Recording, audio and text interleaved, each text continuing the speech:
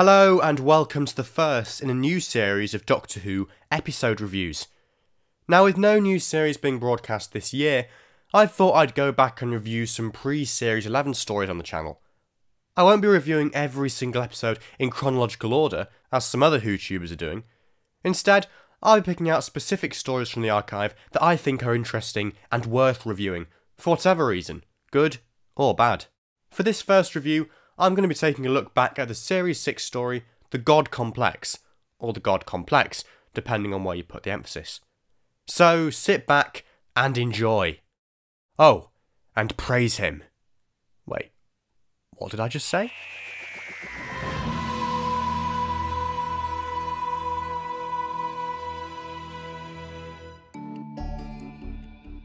I first saw this story when it was first broadcast back in 2011, and for years I never really liked it. I just found it a really peculiar story. Why is there a spaceship that looks like an 80s hotel? Why is there a Minotaur in said spaceship/hotel? Why does the whole thing end with the Doctor dumping Amy and Rory back on Earth? So much did I dislike the God Complex that I ended up putting it in my least favourite Doctor Who episodes of all time video back in 2016, which is still available to watch should you want to hear what I had to say about it at the time. However, reading about this story in a recent Doctor Who magazine Fact of Fiction article encouraged me to give it another try, and I now see the God Complex in a completely different light. You could even go as far as saying I've a newfound faith in the story. I'll admit that there are still some things about it that I'm a bit unsure about. There are no in-story reasons for the spaceship looking like a hotel, or for its prisoner resembling a creature from Greek mythology. And I still find Amy and Rory's apparent exit, in inverted commas, a bit abrupt.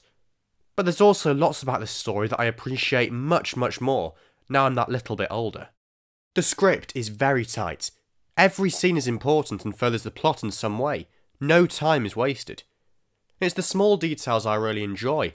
For instance, how well the post-title scene between the Doctor, Amy and Rory sets up the premise of the episode, or how effectively the first scene in reception introduces us to the episode's guest characters. By its very nature, this is a story that's fast-paced, compelling, and full of suspense.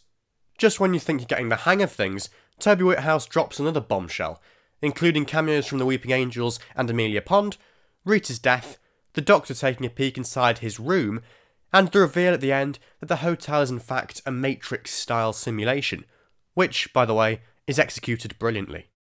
In terms of subtext, there's a neat exploration of faith and different types of faith and the function of faith, as well as the Doctor's godlike status. Rather cleverly, the episode's title is ambiguous, having multiple meanings. In literal terms, it refers to the hotel prison, a god complex, but it also alludes to the Doctor. It makes us question to what extent he is a godlike figure, which is fitting for a series so concerned with the darker side of his behaviour. Equally strong is the direction, something I definitely didn't pick up on when watching this episode for the first time, aged 11. Despite its rather mundane setting, the God Complex has a unique visual style, thanks to director Nick Hurren. His creative camera shots make every detail look interesting, especially the twisting, turning corridors, which seem to have a life of their own. There's one shot in particular that really gives the effect of a labyrinthine setting, with the Doctor running across the corridors in the background multiple times, before appearing out of nowhere in the foreground. With regards to the cast, special mention must go to Amara Karan, who plays Rita, surely the best companion that never was, of all time. She's such a well-defined character, and you really get a sense of who she is, from both the script and Karan's performance. This is also a fantastic episode for Matt Smith, who gives a phenomenal turn as the 11th Doctor. We see so many different shades to his character, from his quirky one-liners, leaf-sniffing, and playing with a Rubik's Cube, to the darker moments, such as his violent reaction to Rita's death, and his pleading to Amy to lose faith in him. As for the monster of the piece, I really love the Minotaur, but looking back, I don't think he's in the episode anywhere near as much as he should have been. For much of the first half, he's kept hidden, only glimpsed occasionally in close-up. It's not until the scene in the spa that the Minotaur is seen in all his glory, but even then, he's distorted by water and glass. Ironically, we get our best view of the Minotaur at the end, when he's dying. It's a great monster design, a really brilliant prosthetic, and I think it's a shame that we don't get to see more of it. One last bombshell comes at the end of the story, when the Doctor decides to drop Amy and Rory off back home. I always thought this final scene was a bit disconnected to the rest of the story, and although I appreciate the logic behind it a bit more now, there's still a part of me that finds it slightly abrupt. I can't help but feel the pond's supposed exit would have been more effective if there had been some build-up to it in the preceding episodes.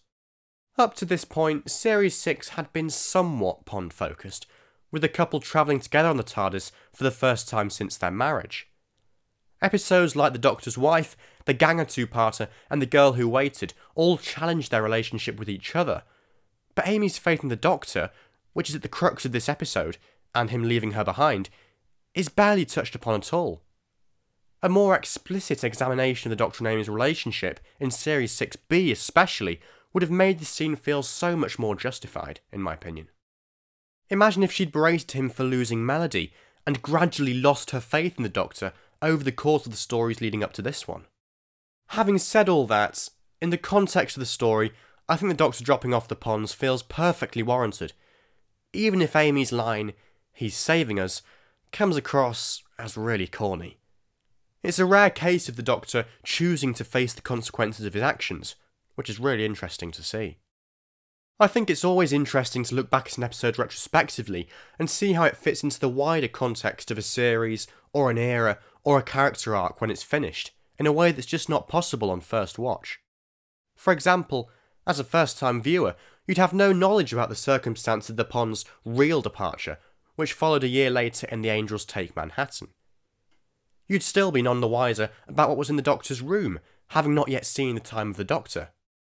However, there's a risk that these wider concerns, or speculation about what could have been based on what came after, ruin our enjoyment of certain stories.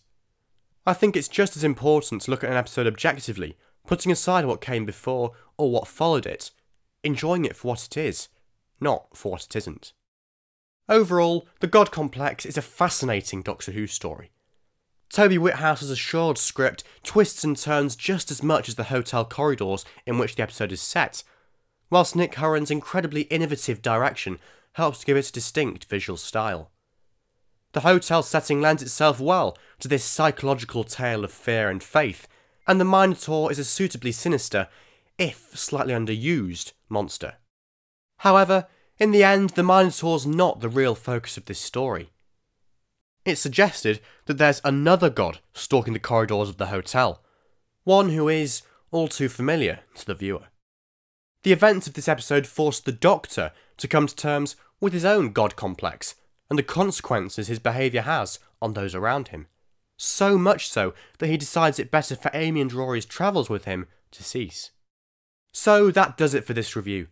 Please let me know your thoughts on the God Complex in the comments section below, and also feel free to suggest episodes for me to review in the future too. But for now, thank you so much for watching, and I'll see you soon for another Doctor Who review.